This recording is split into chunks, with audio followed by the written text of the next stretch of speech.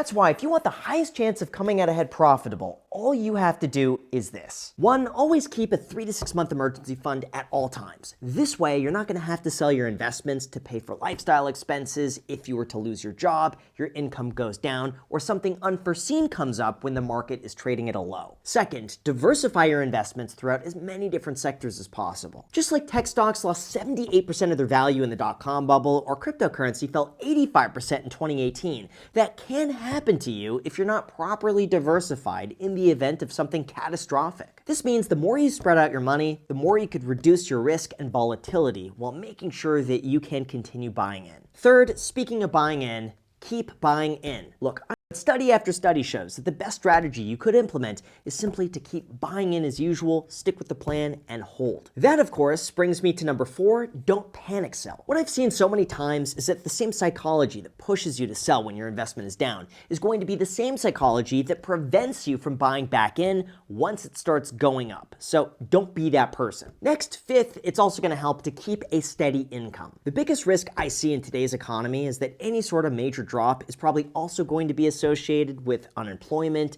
reductions of income, and just generally everyone scaling back. That's why if you could keep a consistent income, you're going to be that much better insulated. 6, if you're extra paranoid about all of this, keep a little extra cash on the sidelines. Now, I'll admit, statistically, this is not what you should be doing, and it goes against every rule of investing of not trying to time the market, but sometimes for peace of mind, it does help, and if you are that person, it's okay. The 7th, it's also important to stay out of margin and debt. I think it's pretty safe to say that unless you really know what you're doing, it's probably a bad idea to borrow money to invest in the stock market or in cryptocurrencies. So for 99.9% of people, don't do that. And lastly, number 8, if you need your money over the next 3 to 5 years, it's probably a good idea not to have it invested. The fact is, a few years is just not long enough to ensure that the stock market can recover from any sort of crash. And there are plenty of times in history where the stock market is lower 10 years from now than it is today. So the shorter your investment time frame is, the more likely it should be kept safe and not invested. And look, I get it. Sometimes my videos like this are repetitive.